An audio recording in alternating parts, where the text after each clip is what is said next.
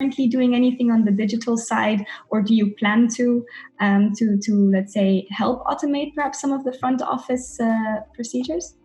Absolutely. I think it's the best moment to become digital and to kind of move towards a digital solution, because you notice that guests become more aware. They strive for less contact at reception. They communicate more on a digital level than in a face-to-face interaction.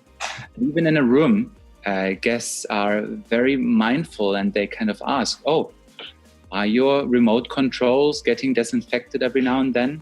Can we get rid of the A to Z directory in the room? And can we just, get more or be more digital? Do you have a digital newspaper available instead of that printed newspaper which lies in the breakfast room?" So guests are becoming more mindful of that.